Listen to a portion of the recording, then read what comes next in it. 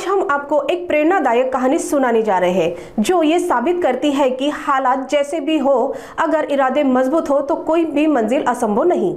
सोलापुर की दो बहनें संजीवनी और सरोजनी भोजने, जिनकी पारिवारिक स्थिति काफी कठिन थी, दोनों ने महाराष्ट्र लोक सेवा आयोग की परीक्षा पास की है। उनके पिता जो एक गैरेज चालक है, उन्होंने अपनी बेटियों को कड़ी मेहनत और संघर्ष के साथ शिक्षा दी और उनका सपना साकार हुआ है। माझं पूर्ण नाव ज्योतिराम भिकाजी भोजने। माझ्या मुलींना जे शिक्षण शिकवलं, त्यांनी जी आज जे पोस्ट घेतली आहे ते माझी इच्छा जे पूर्ण केली, तिने आज पूर्ण केली इच्छा। माझ्या मनात जे होतं की बाबा मुलीला मी शिकवायचं आणि पोस्ट तिने घ्यायची, ते आज पूर्ण केली। तुमच्या मुलींना पाहुण्यारावळ्यातून काय दबाव येत नव्हता? काय मुलींचं वय वाढत चाललंय बोलत होते ना, पुष्कळ जण बोलत होते मला, अरे किती दिवस ठेवतो मुली, एज व्हायला लागलंय ना, नोकरी नाही लागल्यानंतर काय करणार, पुन्हा कुठं शोधणार, भरपूर जण म्हणत होते। पण तो विचार मी मनावर घेतला नाही आहे। मी एक माझा ध्येय होता, शिकवायचं आणि नोकरी लावायची, ते माझी इच्छा पूर्ण झाली। मोटरसायकल मेकॅनिक आहे। माझं नाव सरोजनी ज्योतिराम भोजने।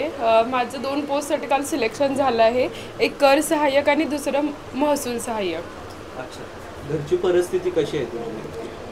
घरची परिस्थिती तर इकॉनॉमिकली ठीकठाकच आहे, एवढी काही व्यवस्थित नाही आहे, कारण पप्पा माझे जास्त काही वेल एज्युकेटेड नाही आहे आणि आई पण माझी गृहिणीच आहे।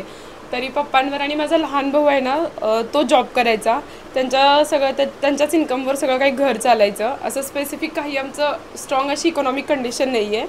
सिच्युएशन तशी घरची म्हणायला गेलं तर हलाखीचीच आहे। साधारणतः घरचं मासिक उत्पन्न किती असायचं?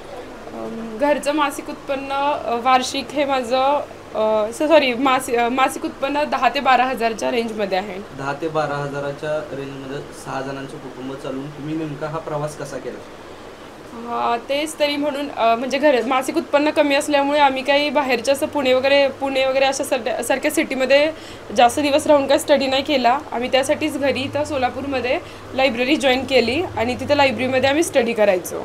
शिक्षण काय झालं तुमचं? माझं एज्युकेशन BCom झालं आहे। काय मेसेज देतो स्टुडंटला, येणाऱ्या स्टुडंटला काय सांगाल तुम्ही की MPSC म्हणजे मोठमोठे कोचिंग क्लासेस लावलं तरच यशस्वी होते, असं काय आहे? असं काहीच नाही आहे आणि असं पण नाही की आपलं बॅकग्राऊंड पण खूप स्ट्रॉंग असलं पाहिजे किंवा आपले आईवडील पण वेल एज्युकेटेड पाहिजे, असं काहीच नाही आहे।